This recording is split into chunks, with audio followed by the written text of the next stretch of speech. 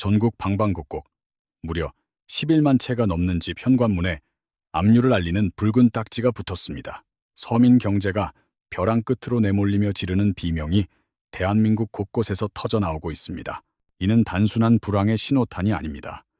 우리가 철석같이 믿어왔던 자산시장의 근간이 송두리째 무너져 내리고 있다는 섬뜩한 증거입니다. 불패의 성지라 불리던 서울의 심장부마저 뚫렸습니다. 호가만 27억 원을 넘나들던 잠실의 대장주 엘스 아파트마저 경매 법정의 차가운 매물로 등장했습니다.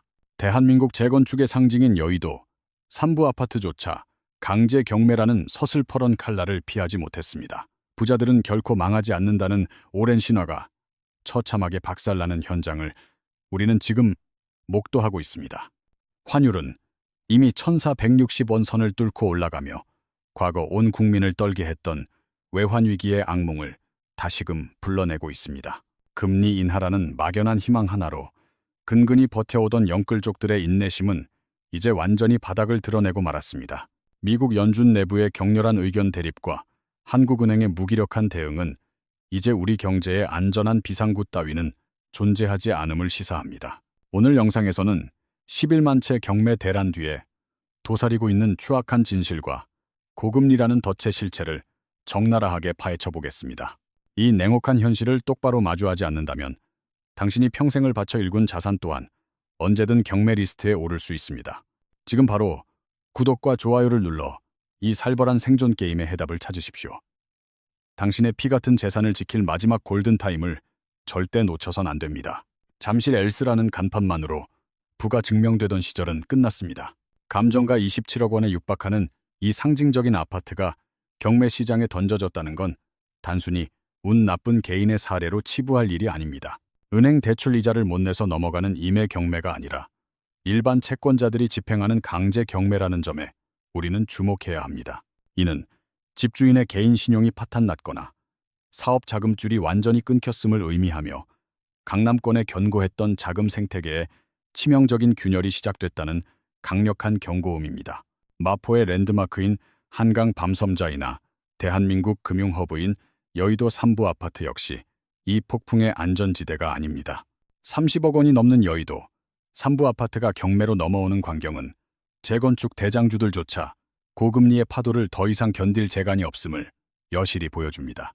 과거엔 집값 상승의 기대감으로 수억 원의 이자를 버텨냈지만 이제는 전세 보증금을 돌려주지 못해 세입자가 집주인을 경매에 넘기는 비극적인 상황이 속출하고 있습니다.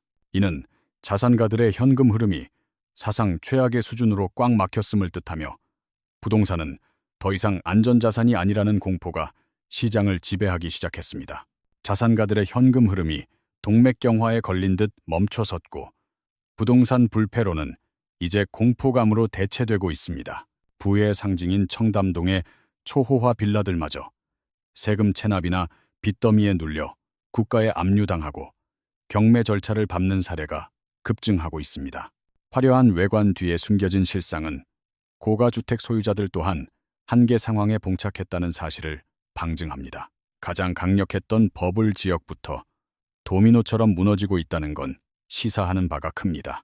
단순히 경기가 나쁘다는 말로 설명하기엔 붕괴의 속도가 너무나 빠르고 그 범위 또한 소름 끼칠 정도로 광범위합니다. 이런 초고가 아파트들의 몰락은 결국 시장 전체를 지탱하던 심리적 마지노선을 붕괴시키는 결정적인 트리거가 될 것입니다. 강남이 무너지고 여의도가 휘청이는데 외곽 지역 아파트들이 무슨 수로 버틸 수 있겠습니까? 작금의 경매 폭증 사태는 서막에 불과합니다. 앞으로 닥칠 현실은 우리가 한 번도 경험해보지 못한 거대한 자산 가치 재편, 즉 부의 대이동이 될 것입니다. 부러움의 대상이었던 집들이 이제는 털어버려야 할 애물단지가 된 것입니다. 그러나 주거용 부동산의 비극은 예고편일 뿐입니다. 진짜 지옥도는 도심 한복판, 수천억 원의 가치가 허공으로 증발하고 있는 상가와 빌딩 시장에서 펼쳐지고 있습니다. 강남 신사역 초역세권 445억 원짜리 대형 빌딩이 경매에 나왔다는 사실은 상업용 부동산 시장에 더 이상 피할 곳이 없음을 보여주는 조종입니다. 대한민국 욕망의 용광로인 강남 한복판의 꼬마 빌딩조차 고금리의 파고에 휩쓸려 붉은 딱지가 붙는 현실은 자산가들에게 엄청난 공포를 심어주고 있습니다. 저금리 시절 영혼까지 끌어모아 빌딩을 샀던 건물주들이 눈덩이처럼 불어난 이자를 감당 못해 백기를 들고 있습니다. 강남 불패라는 오랜 미신이 산산조각 났다는 뜻입니다. 동대문의 맥스타일 상가 사례는 단순한 침체가 아니라 처참한 종말이 어떤 모습인지를 적나라하게 보여줍니다. 한때 패션의 메카로 불리며 수천만 원의 권리금이 오가던 이곳은 감정가 대비 무려 83%나 폭락해 500만 원대까지 최저 입찰가가 곤두박질 쳤습니다. 11번이나 유찰되면서 그 누구도 거들떠보지 않는 유령 상가로 전락한 이 모습은 상업용 부동산의 가치가 사실상 제로, 아니 마이너스에 수렴할 수 있다는 잔혹한 경고를 던지고 있습니다. 수익은커녕 매달 꼬박꼬박 나가는 관리비조차 감당하기 힘든 상황에서 낙찰받는 것 자체가 축복이 아닌 재앙이 될 수 있다는 인식이 퍼졌기 때문입니다. 가산 디지털 단지의 지식산업센터 역시 현금 흐름의 백색 사망이라 불러야 마땅할 정도로 비극적인 상황입니다. 감정가 20억 원에 달하던 시설이 4번의 유찰 끝에 8억 원까지 반토막 난 광경은 한때 투기 광풍이 불었던 아파트형 공장의 비참한 말로를 상징합니다. 우후죽순 들어선 공급 과잉에 경기 침체로 기업들마저 떠나면서 공실은 통제 불능 상태가 되었고 월세로는 대출 이자의 절반도 못 메우는 악순환이 완성되었습니다. 이제 지식산업센터는 불을 낳는 황금 거위가 아니라 소유자의 전 재산을 갉아먹는 거대한 부채의 무덤으로 변해가고 있습니다. 용산 이태원의 44억 원대 상가 건물들이 줄줄이 경매로 나오는 현상 또한 도시의 심장부가 괴사하고 있음을 뜻합니다. 가로수길의 텅 빈 점포들과 임대 문의가 나붙은 층층의 공실들은 자영업의 몰락을 넘어 상업용 부동산이라는 거대한 금융구조 자체가 붕괴하고 있다는 명백한 시그널입니다. 과거의 성공 방정식이 완전히 폐기된 지금, 상가와 빌딩 시장은 누군가의 평생 모은 노후 자금과 퇴직금을 집어삼킨 채 끝없는 추락의 대수로 빠져들고 있습니다. 이 파멸의 흐름은 개인 파산을 넘어 제2금융권 전체의 위기로 번지는 중입니다. 상업용 부동산은 이제 수익형 자산이 아니라 보유하고 있는 것만으로도 리스크인 시한폭탄이 되었습니다. 임대차 시장의 붕괴와 자금줄 차단이 불러온 이 현금 흐름의 동결은 조만간 우리 경제 전반에 메가톤급 충격을 안겨줄 것입니다. 하지만 이 모든 비극의 진짜 배후에는 우리가 철석같이 믿었던 금융 시스템의 배신이 도사리고 있습니다. 도대체 왜 시중은행들은 새해 벽두부터 대출 빗장을 걸어 잠그고 살인적인 이자 놀이를 하는 걸까요? 금리 인하라는 달콤한 희망 대신 우리에게 날아온 건 8%라는 경악스러운 청구서였습니다. K뱅크의 아파트 담보 대출 금리가 연 8.14%를 찍었습니다. 이건 단순히 금리가 높은 수준을 넘어 금융 시스템 자체가 브레이크 없이 폭주하고 있다는 명백한 증거입니다. 시중은행들도 마치 짠 듯이 가산 금리를 올려대며 서민들의 숨통을 서서히 그리고 확실하게 조여오고 있습니다. KB국민은행의 행태는 더 기가 막힙니다. 1월 초 4.24%였던 하단 금리가 고작 열흘 만에 4.26%로 뛰었고 상단은 이미 5.66%를 훌쩍 넘겨버렸습니다. 정부가 가계부채를 줄이라고 압박하니 은행들은 대출을 줄이는 전공법 대신 금리를 올려이자 수익을 쓸어 담는 가장 손쉽고 교활한 방법을 택했습니다. 리스크 관리라는 그럴싸한 가면을 썼지만 실상은 영끌족들의 피눈물을 쥐어짜 자신들의 배를 불리는 파렴치한 이자 장사판을 벌인 겁니다. 인터넷 은행마저 8%대 금리를 내걸었다는 건 이제 시장에 돈이 도는 수도꼭지가 완전히 잠겨버렸음을 의미합니다.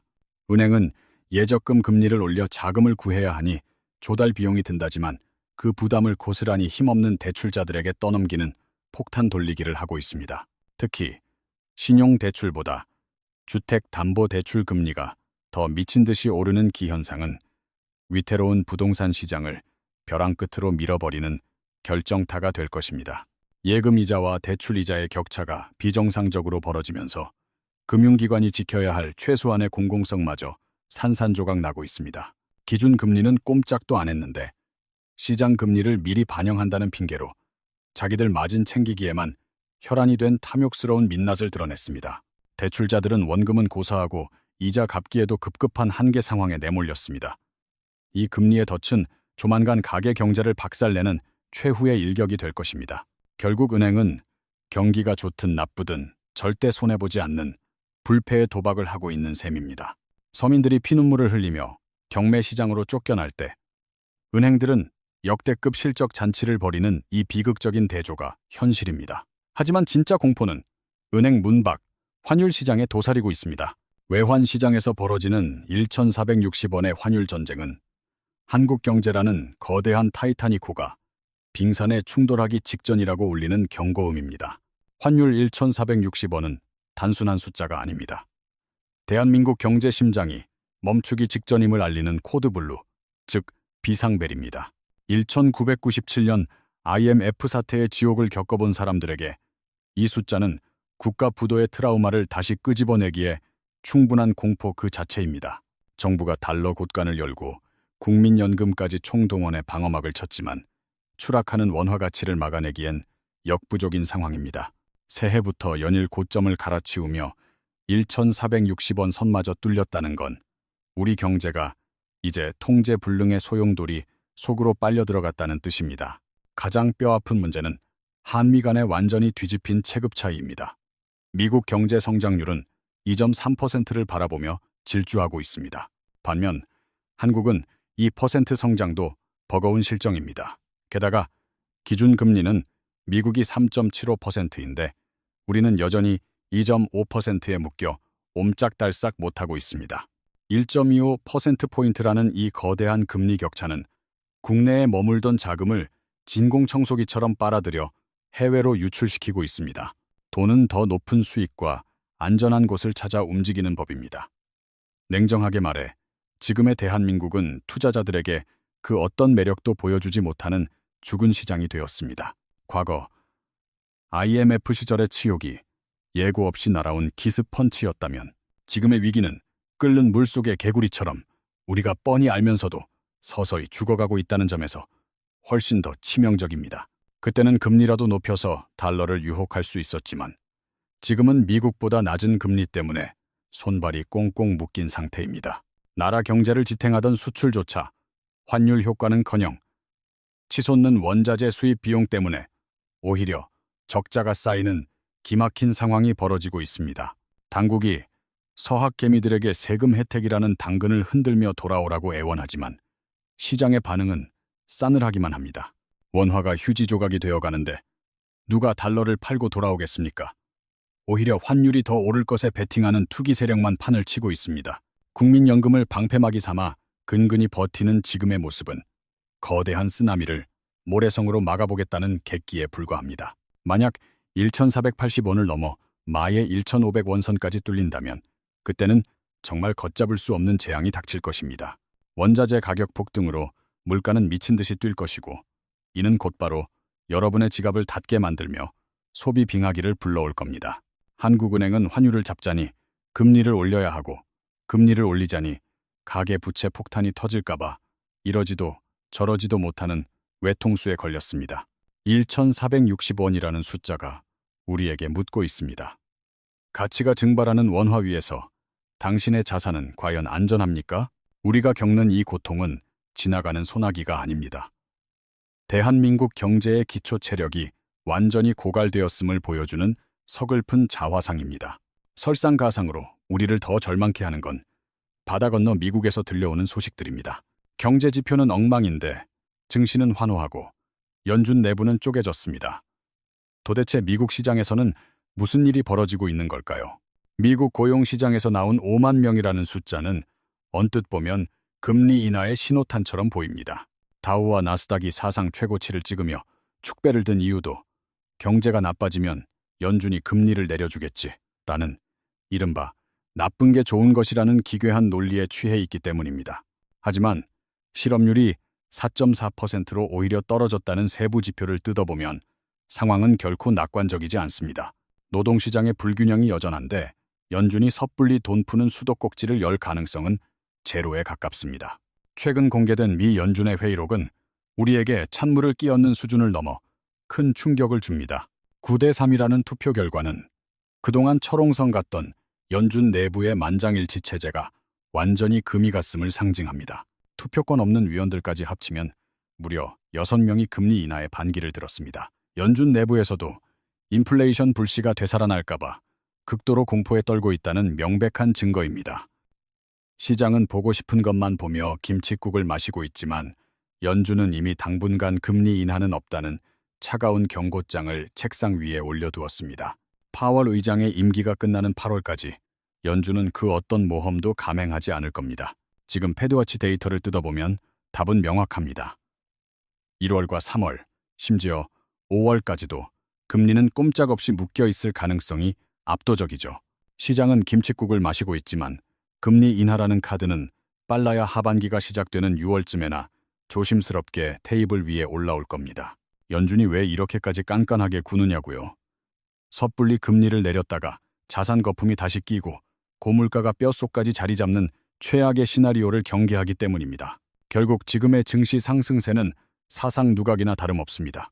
실물 경기는 차갑게 식어가는데 금리 인하라는 환상에 취해 자산 가격만 나홀로 춤을 추는 기이한 형국이죠. 이 괴리감이 좁혀지는 순간 그 충격은 막차를 탄 개인 투자자들이 온몸으로 받아내야 할 몫이 될 겁니다. 천하의 미국도 이렇게 몸을 사리는데 우리가 먼저 금리를 내릴 수 있을 거라는 기대는 그야말로 위험천만한 도박입니다. 미국의 금리 동결이 길어질수록 우리 경제가 짊어져야 할 짐은 상상을 초월할 정도로 무거워집니다. 이제 모든 눈과 귀는 1월 15일 한국은행 금융통화위원회로 쏠릴 수밖에 없습니다. 이창용 총재의 입에서 나올 한마디, 그것이 어쩌면 올해 우리 자산시장의 생사를 가를 최후의 판결문이 될지도 모릅니다.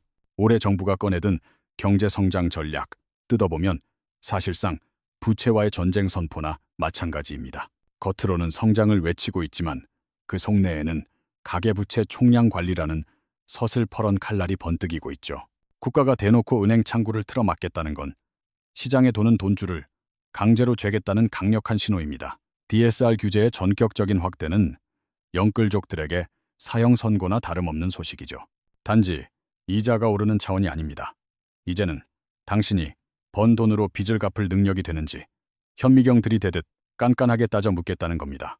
예전엔 전세대출이나 자잘한 신용대출이 주택담보대출에 별 타격이 없었지만 이젠 옛말입니다. 모든 빚이 한 덩어리로 묶여서 당신의 대출 한도를 무자비하게 갉아먹게 될 테니까요. 돈이 급해도 빌릴 곳이 없는 세상, 바야흐로 대출 절벽의 시대가 본격적으로 막을 올린 셈입니다. 은행들이 시장 금리보다 비싼 이자를 받으며 배짱 장사를 할 수 있는 뒷배경도 따지고 보면 정부의 총량 관리 방침 덕분입니다. 은행 입장에선 대출을 늘려봤자 정부 눈밖에 날 뿐이니 차라리 금리를 높여 손님을 쫓아내고 마진이나 두둑이 챙기는 게 훨씬 남는 장사죠. 결국 정부의 규제 칼날과 은행의 탐욕이 맞물려 서민들의 금융 주권은 처참하게 짓밟히고 있습니다. 고금리가 이어질 수밖에 없는 판을 정부가 스스로 깔아주고 있다는 비판에서 자유로울 수 없는 이유가 바로 여기에 있습니다. 이 전략의 본질은 연착륙이라는 그럴듯한 명분을 내세워 부채 거품을 서서히 말려 죽이려는 고사작전입니다. 누군가에겐 자산을 지킬 마지막 기회일지 몰라도 벼랑 끝에 몰린 서민들에게는 숨통을 조이는 가혹한 가시면류관이 되고 있습니다. 정부는 시스템의 안정을 택했고 그 과정에서 터져나오는 개인의 파산과 경매 행렬은 어쩔 수 없는 부수적 피해로 치부하는 모양새입니다. 지금의 정책 기조가 뒤집히지 않는 한 자산시장의 봄날이 오기는 요원합니다. 이제는 각자 도생, 스스로 살 길을 찾아야만 하는 시기입니다. 정부도, 은행도 더 이상 당신을 지켜주는 방패가 아니라는 냉혹한 사실을 뼈저리게 깨달아야 할 때입니다. 그렇다면 이 잔혹한 생존 게임의 분수령인 1월 15일, 한국은행은 과연 어떤 성적표를 내밀까요? 이창용 총재가 준비한 마지막 반전은 우리를 건져 올릴 동아줄일까요? 아니면 낭떠러지로 등을 떠미는 손길일까요? 11만 채에 달하는 경매 물건과 1,460원까지 치솟은 환율은 대한민국 자산시장이 받아든 처참한 성적표입니다. 고금리가 곧 지나갈 소나기라 믿었던 이들에게 지금의 현실은 끝이 보이지 않는 장마처럼 눅눅하고 암울합니다. 이제 우리 운명의 시계는 1월 15일 새해 첫 금통일을 가리키고 있습니다.